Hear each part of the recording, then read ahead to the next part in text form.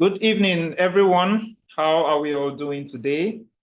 Welcome to the fourth edition of the Building Bridges webinar, themed Migrating to the UK using the Global Talent Visa. You're welcome today.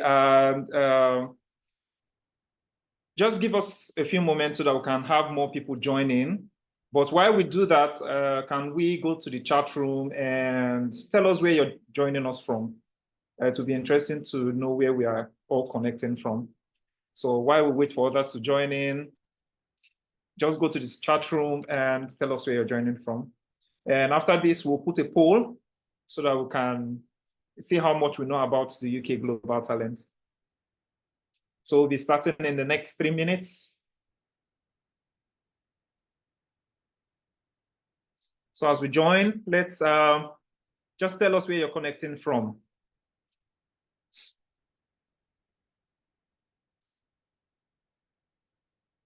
And let's see.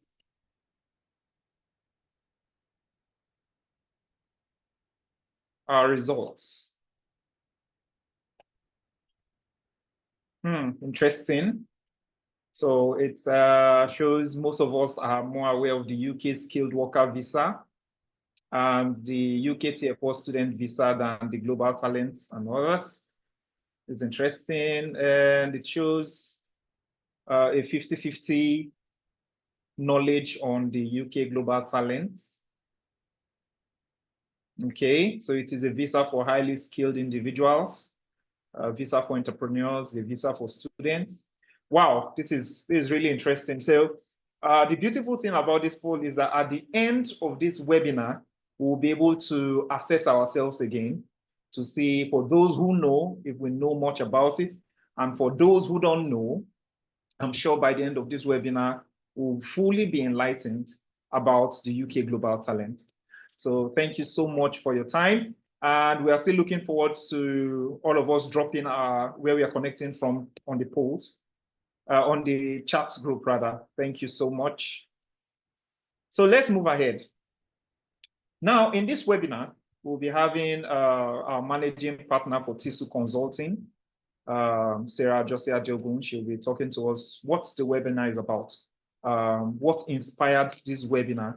And she'll also be talking about this particular topic. Why is it important to us? Why is it dear to us? And why is it important for people who need to know about it and to prepare for it? How every stage is a process, preparing one to become a global talent. After that, we'll be going to our speakers, Moshood and Alex, that will be diving deep into the matters of the UK Global Talent. So at this point, I would like to welcome our managing partner, Sarah Josia Jogun, to tell us about TISU and what inspired this webinar. Good evening, Ma. Good evening, Benjamin. Please confirm you can hear me. Yes, I can hear you loud and clear. Thank you very much, and thank you to our 55 participants so far. I know that very soon we will climb the 70 mark as we see it go through this presentation. Thank you for joining us today. And today we're talking about a topic I find very interesting, the UK Global Talent Visa. It doesn't mean you are just getting into the UK as a skilled worker. It means that you are globally viable to get this visa. And that's what's the most interesting thing about it. And for us at TISU Consulting, we are your partner for business. And this slide just talks to us about what TISU Consulting does. I'll tell you that TISU Consulting is a holistic advisory and consultancy firm. And our vision is to support individuals, governments, and organizations to be the best that they can be. And in doing that, we always ensure that we execute all our activities with the utmost sense of responsibility and excellence. And that's where we've carved a niche for ourselves. And this webinar is one of the programs that we run because we are very focused on caring for people. And we believe that nobody should die because they want to migrate. Migration is part of everyday life. And there are multiple avenues to allow us to migrate regularly, migrate legally, and migrate well. And those are the things that we talk about in our webinars. We open to you the vista to the world to show you what is possible, what you can do, what you have inside of you. Because many times when people make the wrong choices, a lot of the times it's because they do not have the right information to enable them make the right decision. That is why we are coming to you with this webinar series to provide the much needed information to make the right decision at the right time. We agree, we all want to travel, but we must travel the right way and we must travel at the right time. And part of that is preparation. And with that, next slide, please. And that is why we bring you Latif and Alex this afternoon. They will be talking about the UK Global Talent Visa from a place of experience. They are both in the UK today. They are both beneficiaries of the UK Global Talent Visa, and it opened a whole new world for them, a whole new world. Because at times, we look at things from our individual prisms. But if you open up your mind and you open up yourself, what you could potentially become, what you could potentially achieve is much more than you can even dream or imagine. And that is why information is so important. And today they will be sharing information that will enable us make a decision if we are ready, and which will enable us evaluate our readiness, either to obtain this visa or to prepare ourselves to take it up on a later date. Because at the end of the day, we could all potentially become global talents. It's about what you open yourself up to. It's about what you know. It's about the knowledge that you are willing to make the sacrifice to acquire. And the beauty of this visa for me is the fact that they have cut off all the middlemen. You don't need the certificate of sponsorship. You don't need an employer that will apply for you.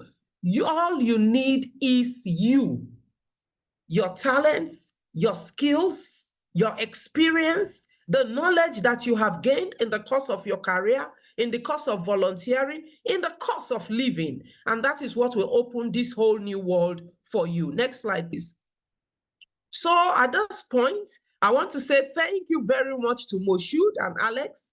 And I'll be handing the baton over to Moshood, who will tell us about his experience and the benefits of the UK Global Talent Visa for leaders and potential leaders in recognized fields. And you will find out that it is not beyond your reach. This is a visa category that is well within the reach of each and every one of us. And they will show us how we can evaluate ourselves and then get that readiness to make the next application. Thank you very much, and over to you, Moshood.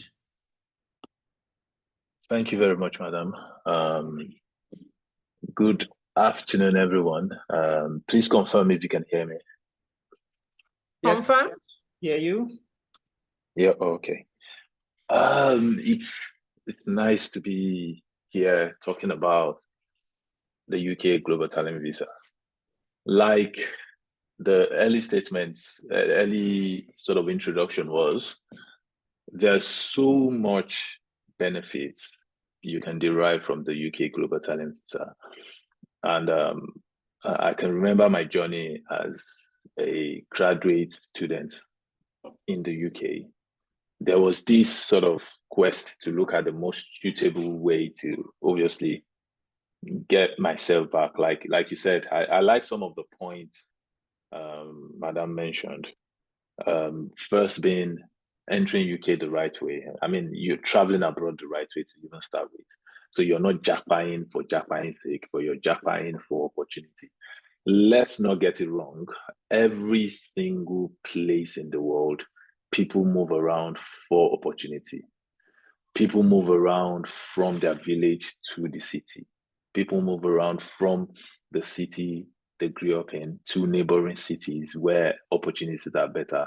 It could actually even be that that second city has lesser opportunity than where you're coming from. But what you do you have better chances where you're going to. For example, you see people in the medical line in the UK that are UK citizens and indigents migrating to the US and Australia. It's literally a part of the journey in order to find fulfillment, grow in career, and all of that. I'm a data scientist, a machine learning engineer, and I always knew that it's not really down to how poor the Nigerian system is. No, far from it. It's just the fact that my profession will better serve me in a place like UK and US, the Western world, where data is a lot more appreciated. And going into such places means you have to get yourself as ready as possible. And this is some of those things we're talking about here. You want to tap the opportunity in a place, but you don't just go for going sake. You have to be properly prepared, be able to go. So this is some of the things myself and Alex will talk about today. And it's literally the overview of the Global Talent Visa. What's the Global Talent Visa pathway? Who are the endorsing bodies? And the visa fee. Then obviously, I know we would take in some questions and be able to talk to you like more of interactive way. The reason is this is a very practical thing to do. So it's rarely the case of reading through slides. So we're trying to make it as interactive as possible, and that's what's going to be eventually. So if you can go to the next slide, please.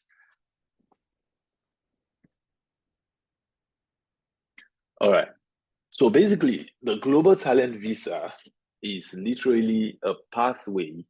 Okay, before I even explain what the Global Talent Visa is, there are a lot of opportunities and ways to migrate into different countries. And they always have different plans. So you would see, or you would have heard from your mates, your friends, your families that have come to UK. Some come through this students, the study visa, which we all probably know a lot, which is referred to as the Tier 4 general visa. There's also the what's it called, the Tier 2 sponsorship visa, which means you would need to have a sort of what's it called, sponsorship from an employer, and that serves as your gateway to having your path into the country. The way the UK visa system works is that there's always somebody that approves your coming away from the government themselves. And that's why applying for a UK visa is usually stressless compared to the US, because the old stress, you must have done it as that person who gives you the gateway. So you're going for a student visa, your school endorses you and give you what they call a CAS.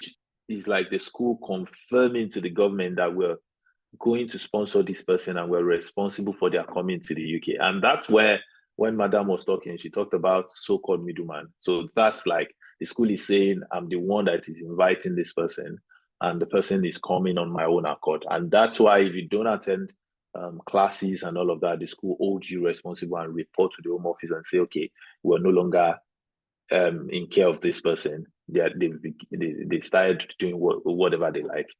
The same thing goes with the Tier 2 sponsorship. You need to get a COS, certificate of sponsorship, from an employer who then confirms that you're coming into the country on their account.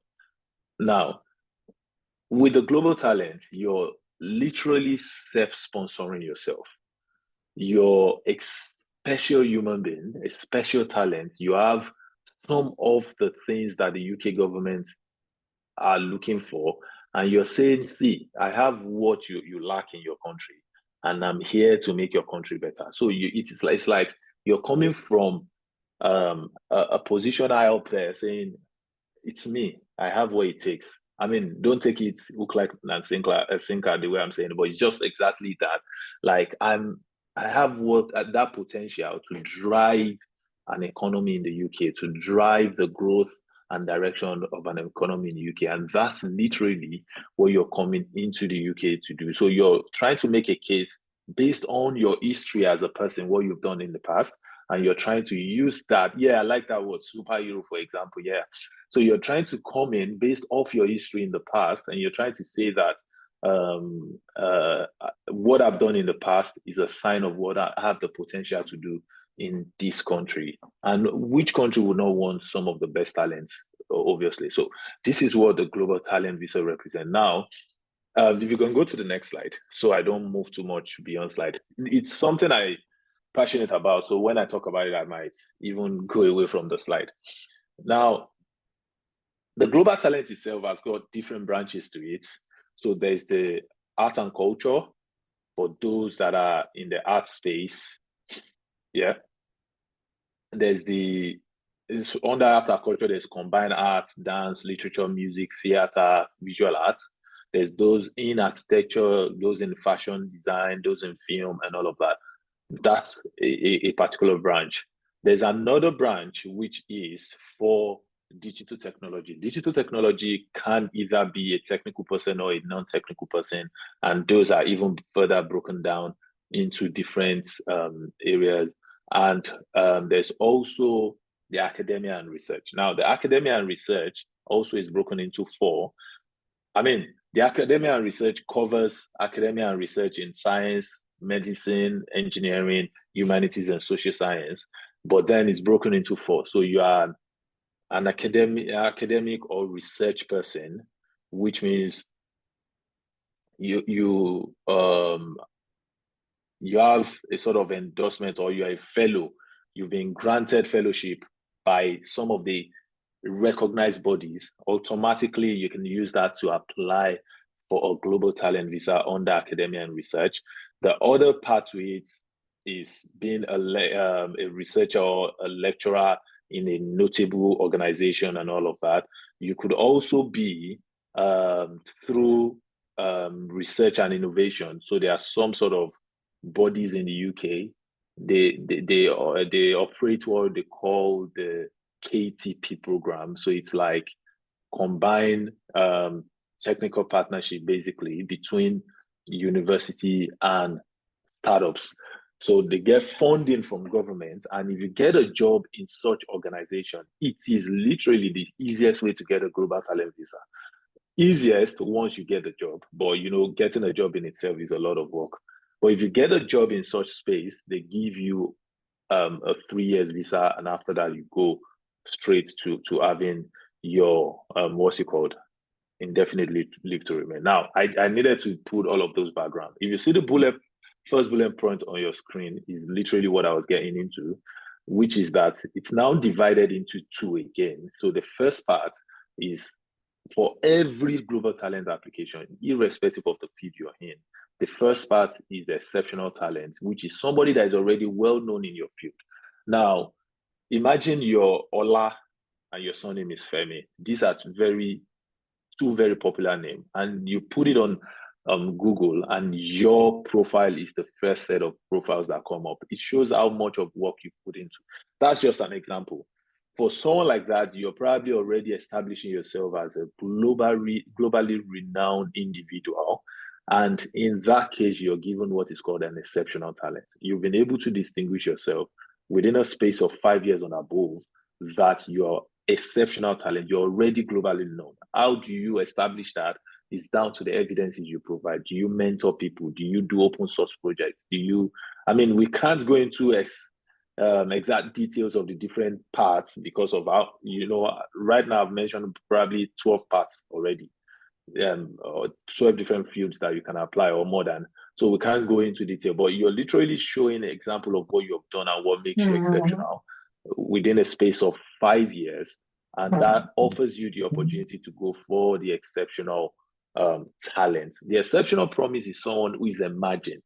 So in the case of other fields, you're literally below 5 years, maybe about 3 years of career, and you've distinguished yourself, you've talked at events, you have a lot of publication, you've spoken at academic peer review conferences, you've mentored people and all of that. You're showing that you have the potential to be the next Elon Musk or whoever, and they can give you 5 years in this case. And if you have the 5 years, immediately after your 5 years, can you go back a step? Sorry. Yeah, so immediately after your 5 years, it helps you to get your indefinite leave to remain. Now, the next bullet point, we're talking about the fact that I already talked about this, You don't need employers. You're self-employed. You can do anything you like. You can apply to any company you like. You can work with anybody. I'll give you a typical example. I'm in the process. Where I work currently, if I feel like I'm no longer interested in that place, I can apply for a new job today, get a job, and move away. I can wake up one day and decide to start my own company. I can do anything I like. But then imagine you're my mate and you work for a company who sponsor you and you get a better paying job. You don't have the chance to just wake up and say you are leaving. You can't, your visa doesn't even allow you to register your own company. There's certain things you don't have the chance to do. So you can change jobs when you like. You can do things that you like. You can bring your partner. They have the freedom to do any job, to change jobs, to start their own businesses as well. You can move around like every other sort of temporary residency in UK. You can move around within the UK and outside as much as you like. Next slide, please.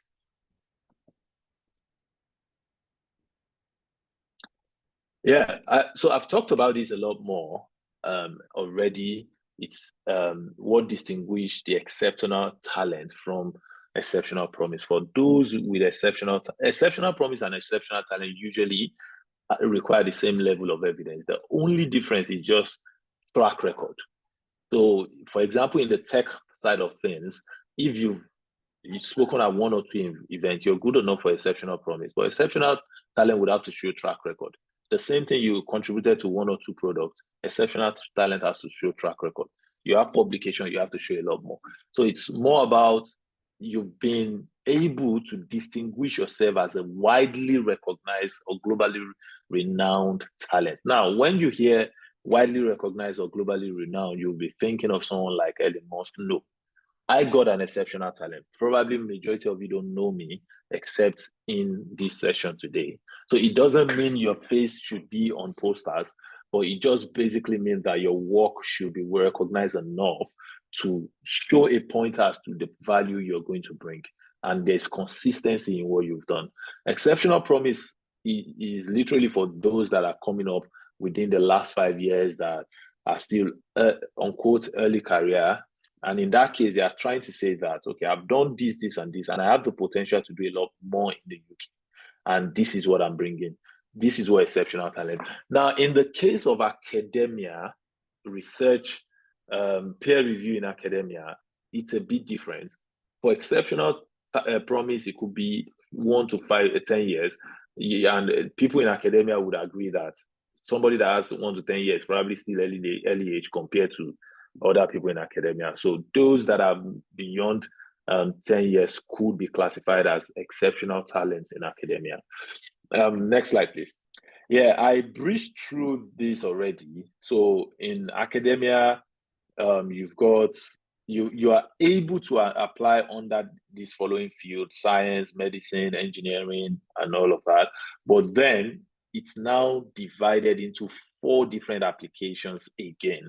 So you could apply as academic or researcher, somebody that is employed by a higher institution of learning in the UK and all of that. You could apply as individual fellowship, which is somebody that has been granted fellowship by a recognized body in the UK. You could apply for the UK RI Research and Innovation, which is a research program by UK RI. They typically call them the KTP Associates, Knowledge Transfer Program. Yeah.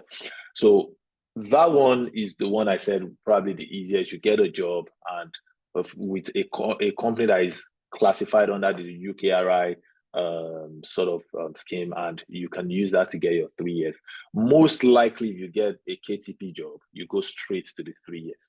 All of these fall under academia. The last one is the peer review. The peer review, you're a researcher, but you're not in academia. You have series of publications that you've done already, and you want to use this to apply. Now, the thing about that one is you must have a UK-based researcher, renowned researcher, that would write for you. So your early career is 1 to 10 years in that case, but then you only need 1 evidence. It has the least form of evidence requirements. You only just need your personal statement, your CV, and your letter from somebody that is recommending you. And in that case, it's somebody that must have known your work, and the person should be in UK. Known your work means you guys have worked together. But if you're doing exceptional talent under peer review, then it could be you need somebody that has known your work, then an additional person who is somebody maybe not necessarily know your work, but they are peer reviewing your work and doing independent review on how suitable you might be for the particular visa. So that's our culture. I already talked about it. So yeah, combine that architecture, fashion, and film. Under the combined arts, you have dance, literature, music, theater, visual arts. Are you someone that's a professional in this space? In this space, you have the potential to actually come into the UK and thus as in for exceptional talent. Those that are into photography, all of those things. The only thing is for the tech one, you don't necessarily, you need people to write recommendation. I'll get to the tech one eventually, but they don't necessarily have to be in the UK.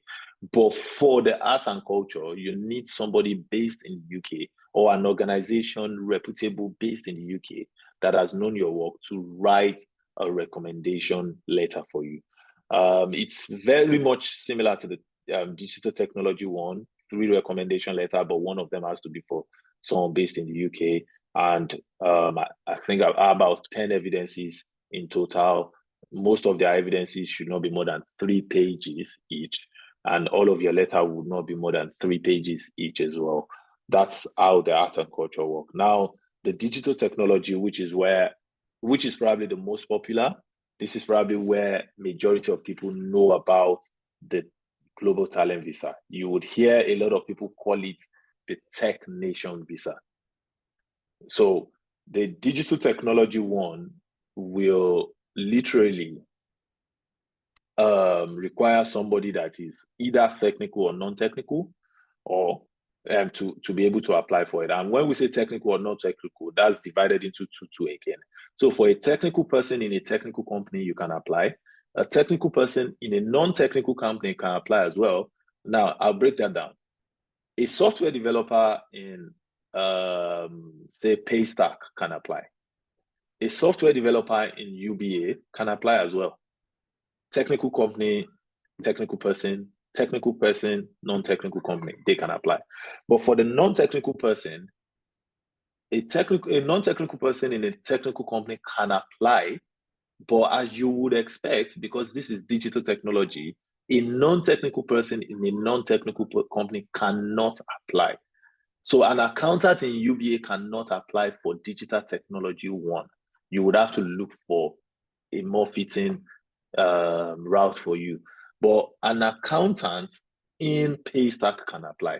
The wisdom behind this is they're looking for people for the digital technology one. I mean, for every field, they are looking for people that are practitioners in that field that can grow the field. For the digital technology one, they're looking for people that can start, that can found startups, that can grow startups, that can sell startups, that can build startups, that can mentor people to build startups, and all of that. So if you're a non-technical person in a non-technical company, obviously an accountant or a lawyer in UBA doesn't have any contribution to, or let's say any other bank. Sorry for just using UBA. Or even if it's not a bank, but it's not a digital technology company, it doesn't have a contribution to the digital technology space. And that's why it's like that. Now, it's divided into technical and non-technical. Like I said, the technical part has to do with software development, AI, machine learning, DevOps, back-end, front-end, full stack development, everything that Now, for the technical, you have to look at fields that directly influence product development. A data analyst that builds dashboard does not directly contribute to product development. So that won't count. Somebody who is a system administrator does not directly contribute to product development. So it doesn't count either. The non-technical side, product management, accountants, growth person, salesperson, and all of that, you sell digital technology products. You have that specialty in growing businesses in that space. That's who this is for. Alex, do you want to come in at any point, or should I still go on? Yes, exactly. You have to be a product person. You have to be contributing to product for the digital technology one. Yeah. Yeah, Alex? Yeah, thank you, Moshood. Yeah, thank you very much for that. So, Moshood has actually given us a good understanding about what this global talent visa is. I believe everyone can hear me. Yes, we can. Yes, please. Yeah, so and I would believe that some person have started counting, where do I fall? Where should I, where do I think this is my capacity? And so it's what you're looking at, your current profession, and then be able to map this to what you are doing. So let's see the next slide, please. So, and we've talked about, which Moshood has also mentioned about the endorsing body. And, the UK government is not responsible for endorsing people. So what they do is that they send it to a third-party organization, which they believe that they are standardized enough and have all what it takes to endorse someone. Just as we've said that you must be able to meet certain criteria by those endorsing body, and each of these endorsing body has their own criteria in which they want you to look into. And when they see that, oh, this person has what it takes, either in an exceptional view, or they are looking at you as a potential person, yet they look at it and they endorse you.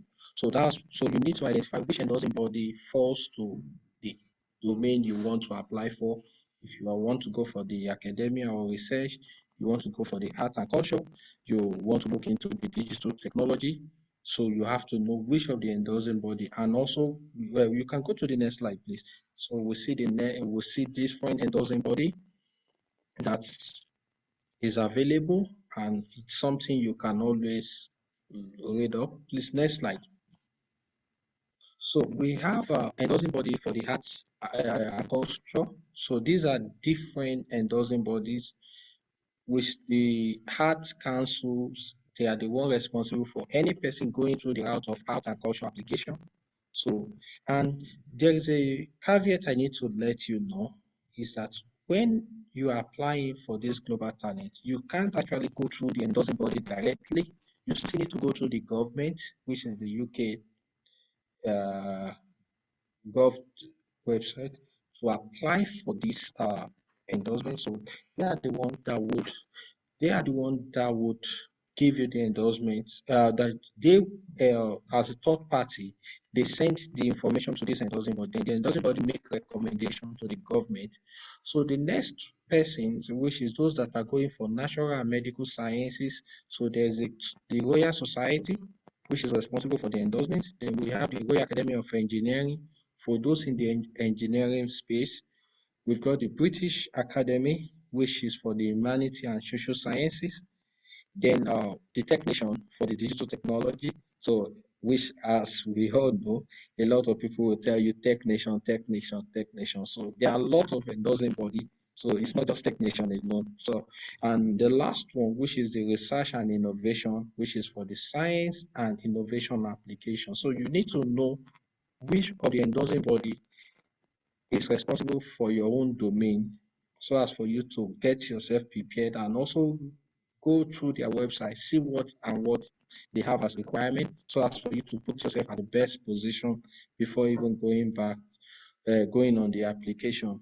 So the global talent visa, yes, you are someone with high value, you are someone who is coming to make uh, great impacts, formidable impacts in the UK economy, either digital or any other space.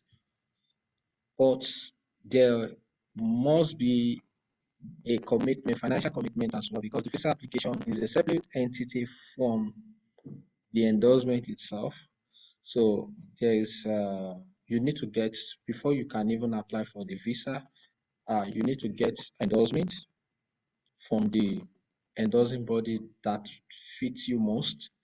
Then you need to apply from the endorsement and know if you are going for exceptional or a potential leader.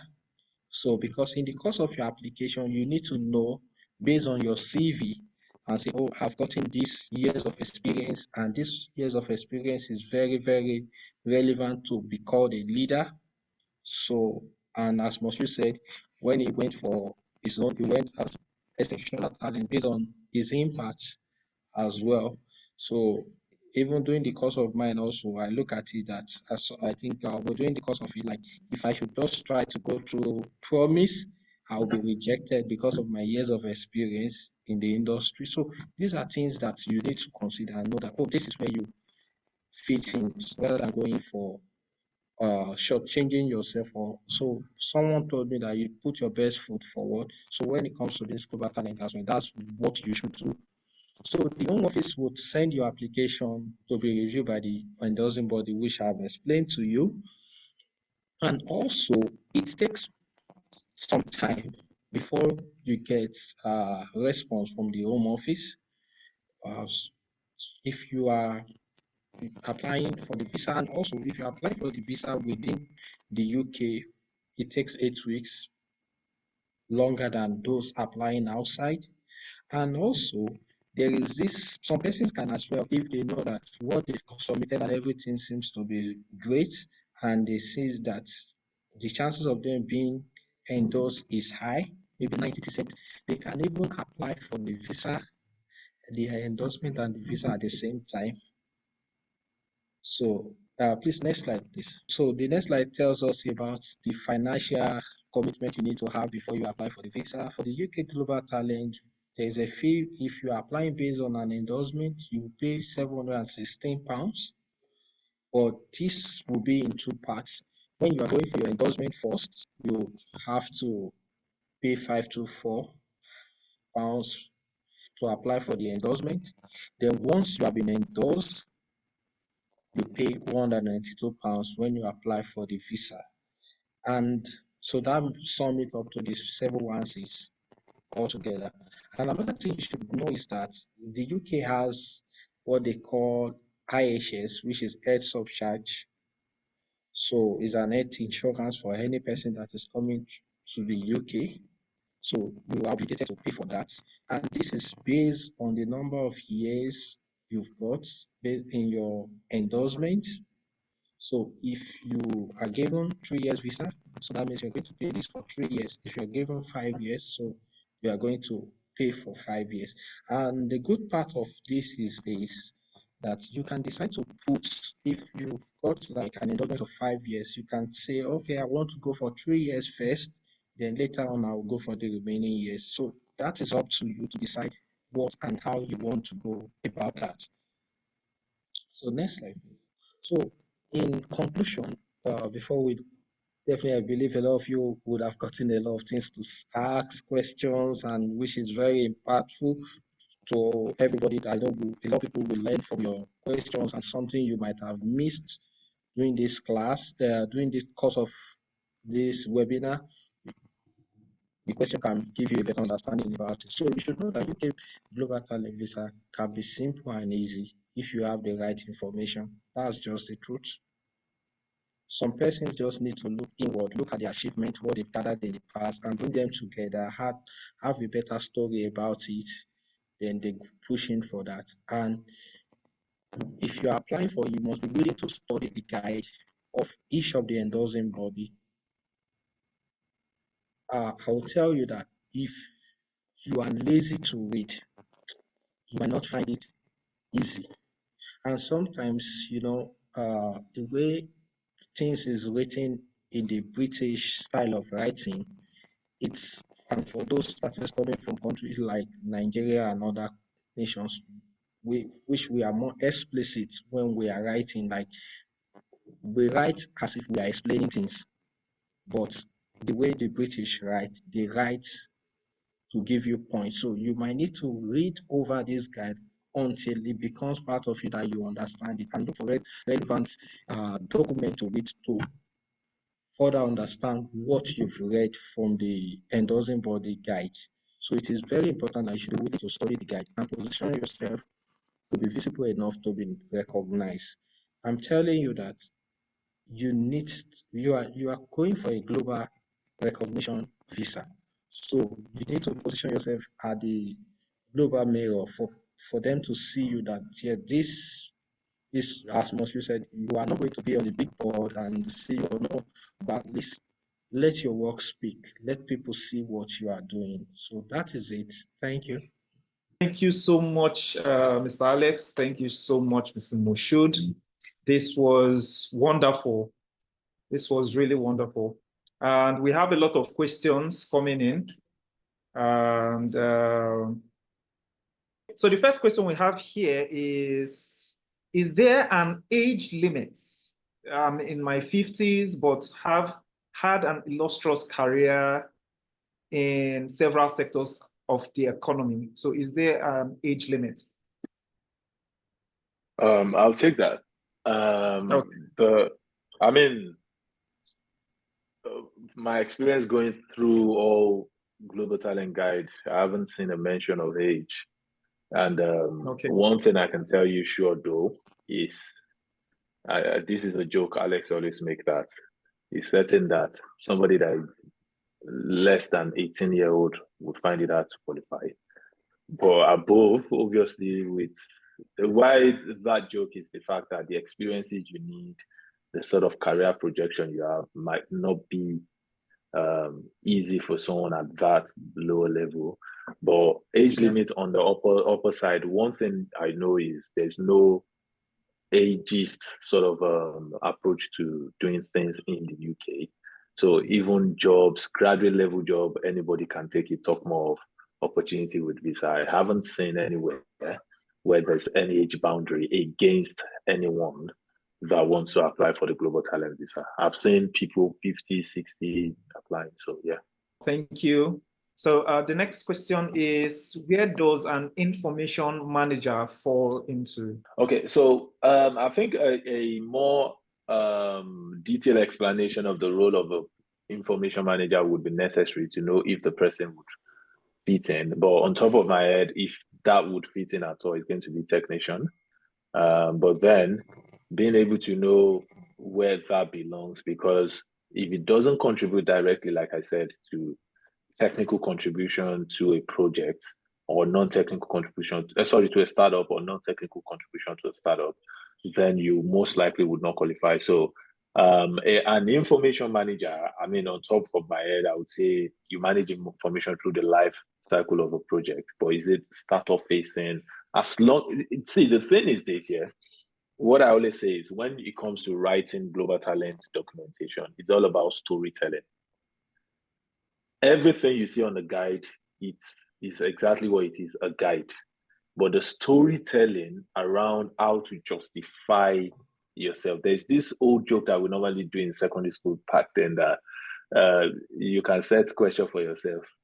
So if they ask someone to write a story about Jesus Christ and they said that I'm not qualified to write a story about Jesus Christ, I'd rather pick one of his disciples because he doesn't know what to write. So I mean, it's literally what it is. You can story tell yourself into getting a global talent. If you know how to write your usefulness as an information manager on startups, what makes you useful and indispensable. Yes, it's a lot easier for roles that are clearly defined in the guide, but there are always those roles that you can write yourself around it and bring yourself in. But then if information manager, because this is the first time I'm hearing that role, if it has to do with system administration and all of that, then it's clearly stated that it doesn't qualify. Yeah. Thank you, Moshe. Let me add to that question. It's all about you telling your story. That's just the truth. So, as an information manager, probably you have experience in library studies, you have experience in, let me say, digital transformation, you have experience in data governance, archiving, and all those things. But maybe probably you just put yourself within that space of information management. So you need to know what discipline or what field or what career actually is in the guide, maybe which definitely, if you are looking at technician, which one is closer to what you are doing currently. Then how do you amplify the story to make it more into what you are doing, and what skills would support the other one? Then write your story. And the other part of looking at information manager as well is that if you are an information manager but you are a researcher, maybe you've done a lot of research in data retrieval methodology, you've done research on database management, you've written a lot of papers or done a lot of research in that information management. So you can go for research. It's just for you to also bring your argument stronger in that field, because the research does not say this is what you must be on this domain, Paul.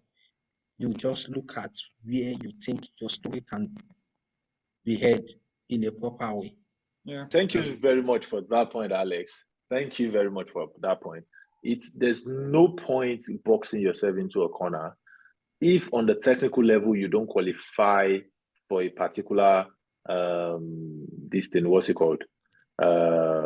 route, from research you can actually qualify, because research covers every single one of those routes: engineering, science, medicine, technology. It covers everything. And what you need with research is publish a lot of good impact, make a lot of good impact publication, have a lot of citation, and have collaboration with people in the UK that can write for you. That's what you need. And it's even lesser documentation process than art and culture and the technology one. Wow. Thank you so much. We have a question here. Please, can someone that does not have a professional certification in automation as an automation technician also apply? And can a person who is a HND holder apply? Okay, let me say something. I don't have professional. I wouldn't right now. I'm not sure I have any professional qualification in data science, machine learning. The reason is, it's ironical if I tell someone I don't like education, because I have quite a rich number of certificates, but I get tired of reading to pass. And if you're someone like me, if I'm not, this is the reason I probably wasn't in cybersecurity or all those spaces that required professional exams to go. So if you're in a field that requires more of competence and knowledge than professional certification, it doesn't rule you out. If you read any of the guide, I've hardly seen anywhere that it's extensively said that you have professional qualification. Now, having said that, the professional qualification could be a boost. It could be a boost if you have very notable professional qualification, especially in your field. But before you even talk of professional qualification, I think first off, talk about your field and where you sit in all of these routes. If you qualify, which of the routes should you be able to focus? If you're able to identify your niche and know the route you should focus on, then you start looking at, are you going for exceptional talent or promise? Then if you're able to certify that as well, the next thing is, now, do I have enough evidences? If it turns out professional certification comes part of it, if that's what you use the next 1, 2, 3, 4 months to focus on, but I mean, it's never been a barrier as far as I know. Yeah, thank you, Moshe, for that. So I think if you are someone that likes certification, it's good for you, and it can also give you chances as well. That's the truth. It can give you chances, but Technician does not really, the global talent itself in all the guide hasn't really emphasized on that. But you can boost your chances in your personal statement by writing a quality story around your certification. Like if you are a 10x a Microsoft certified person now, you write a good story around that. So if something is like, you are just looking, if something is about to bring you down on the other things, maybe someone who read your personal statement, like, and it can just appreciate what you've written. So it's good if you have it, but if you haven't gotten those certifications, it's expensive to write some of them. So you have other things or other places to channel your energy on this global talent. So rather than incurring more cost on what's before that time, because if you look at the scale of the impact is not that too strong, so you need to put more energy in what is more valuable in you succeeding in the application. But if you have gotten that, that's fine and great. Thank you so much. Thank you for providing that needed clarity. So someone is asking. As far as I know, no. It doesn't mean you will not be able to apply, but there's no express sort of division that says religious body there. Again, it's art and culture, technology, research, and then they are all divided into this thing. As long as it's all. Alex said something a bit earlier, and it's actually very key. And what he said was being able to understand. Every one of us can read English, but being able to interpret what they've written. Anybody that helps you would still go within the ambit of the guide. There's nothing you can do outside the guide, and you would understand every single question you're asking. Eventually, we're referring it back to the guide. Oh, I've not seen this in the guide. Oh, this is in the guide, and all of that. So being able to read and interpret what is required, and if there's a loophole somewhere that leaves room for exploring the religious aspect of things, yes, then there we go. But as far as I know, there's no express requirement for the religious this thing under global talent. There might be a different sort of application for it. So the next question we have here is, I think this is someone an entry person into technology. So I recently started learning data science and analysis. Please, I need practical steps on how to become an exceptional promise to apply for this visa. Okay. Maybe you found the right person or the right people. So my journey into data science was obviously with the view of having global talent in mind right from time. I mean, funny while we're talking here, there's someone that I've been on a project with a while back that is in the call right now that sent a message. We've been on a data science project together. And that was me literally trying to scout for projects to make me special and different. Everything I was doing was with global talent in mind. I remember there was a time immediately after my MSc, I got a very high-paying opportunity. Like anytime I say it, I even look back at it like, wow. I mean, for someone who's just literally out of the university, 100 grand per year, and they literally left the take-home test for me for months. But I left it. It's a niche area. It's something that I know I would deliver and all of that. But I left it because it wasn't product-led. Now, the reason that story wasn't because I just wanted to show you that I left that money. It's literally to let us see the intention behind it. I left it because it wasn't product-led. Now, if you're new in the data science space, everybody has a mentor. Everybody becomes a mentor at some point. If you're 6 months into your journey, there are people that are just starting. Start mentoring people. Start being a part of community. Start building within the community. Start attending events. Start putting in to speak at events. I know a few guys. I mean, I know a lot of the guys probably 80-90% of the guys in the data space in Nigeria. And I'll tell you, there are some young guys that have probably been into data in the last how many years. And if they really want to get a global talent, they probably would have stand a very good chance because they are putting themselves out there. So more than anything, you need evidences of the technical work you've done, but more than ever, what you need the most is putting yourself out there. There were a lot of mentorship sessions that we did. training people, mentoring people, speaking at events. I've had a few live sessions at TVC and all of that. It doesn't mean you have to have all of these, but it's literally when you put yourself out there, it's like somebody that starts a gossip mill website. The first set of news, they have to scout for it. But the moment everybody know you to be a gossip website, they will bring gossip to you. You understand? So it's the same thing here. If you put yourself out there, you speak at one event, they need people to speak, they would call you.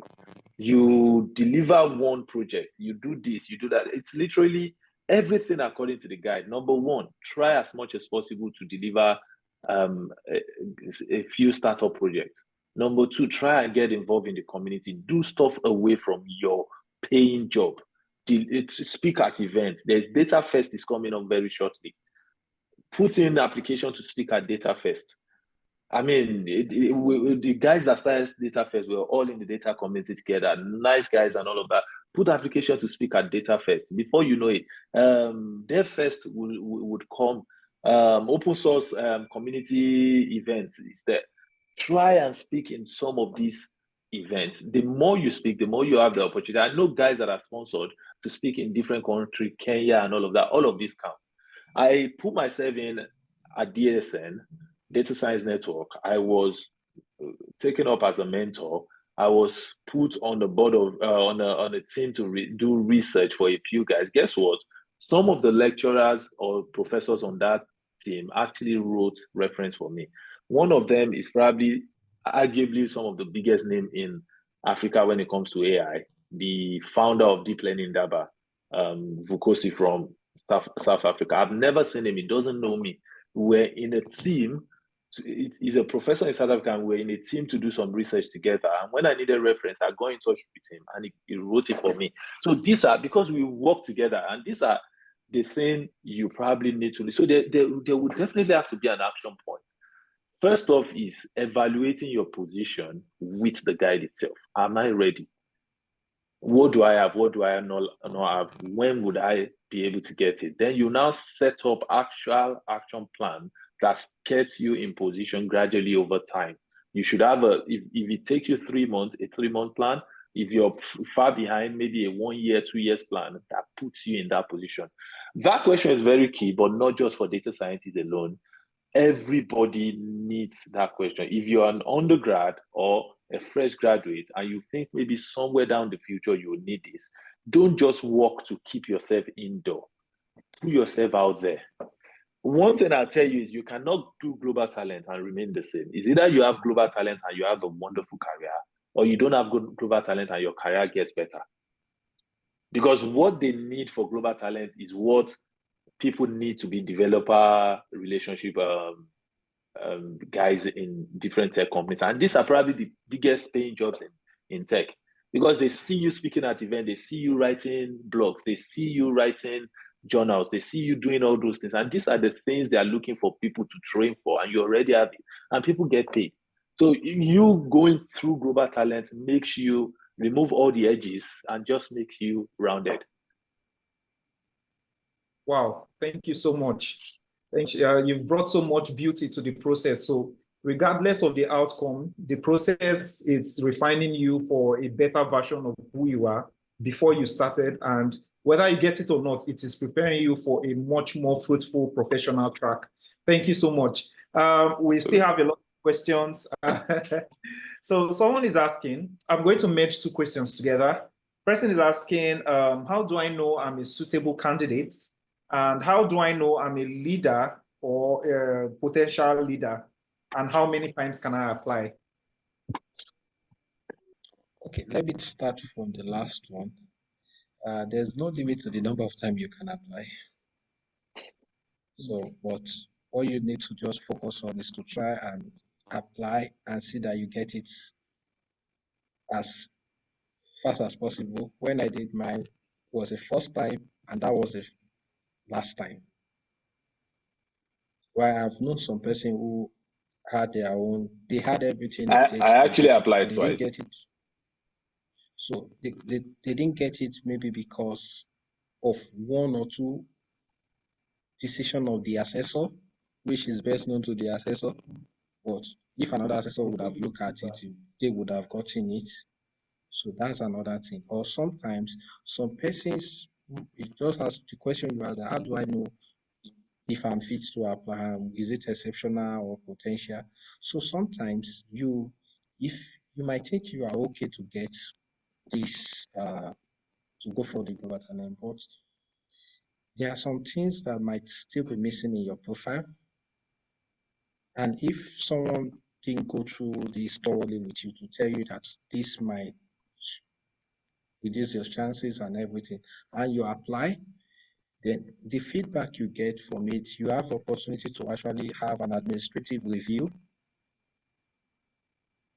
And from the feedback, on the administrative review, you can bring in new evidence, or just to, if you think the evidence is substantial, you can like defend it and say more about it. But if that is turned down again, you can improve on those feedback and better your application again. Then, in terms of if you would know that you are going for promise or you are going for exceptional, has to do with your career path, your experience. Like someone who asks that I'm just entering into the digital space, and so definitely your CV is not going to speak that you are a leader. If someone who has been speaking, maybe he has spoken TED talk before on a particular space, he has done certain number of publications or research, he has a strong Stack Overflow rating, he has built products, his Git commits and everything looks so great and everything, and the companies he has worked with, the number of years he has worked with, then you definitely know that, oh, you have what it takes to go for leader. Or if you know that, yes, you've done something good within the shortest time, but your experience doesn't sound as if you will be seen as leader. But that is still subject to when someone who has a better understanding of the guide can go through your CV and all your evidence and tell you, this is what is okay for you. I was there before, and someone looked at me and told me, your evidences and everything is better off than mine when I applied. If you go for promise, they will turn you down. It will look as if you don't even know what you want. You get it now? So you definitely need a second person to look at it for you.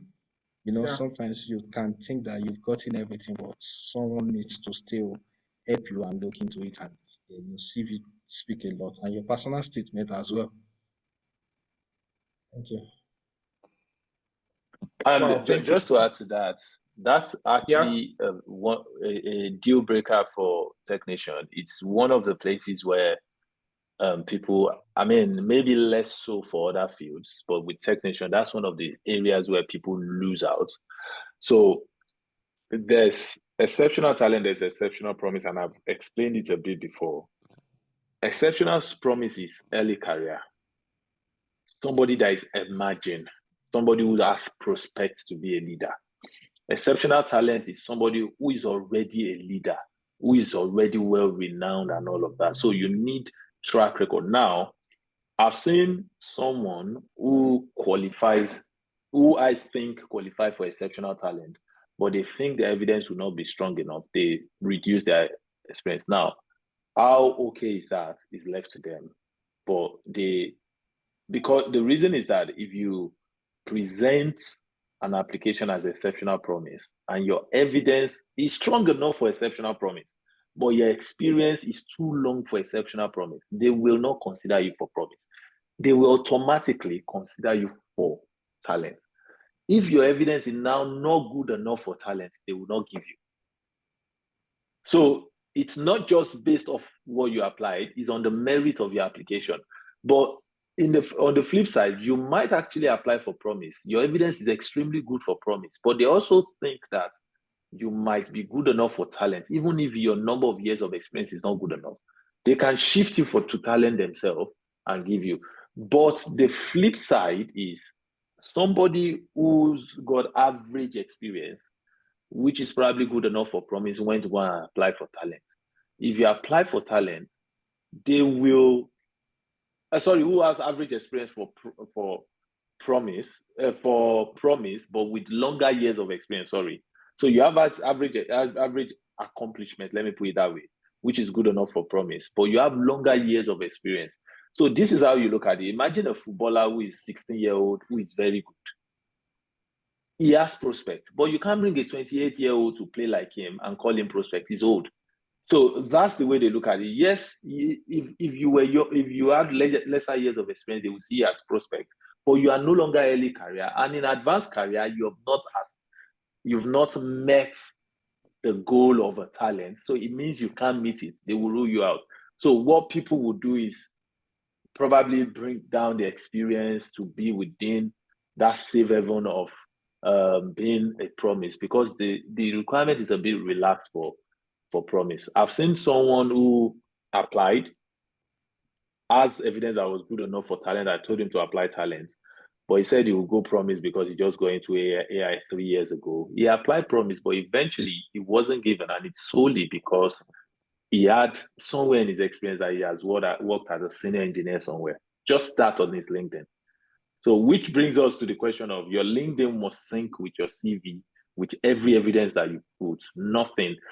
A random search on your Google page can even rule you out. Thank you so much.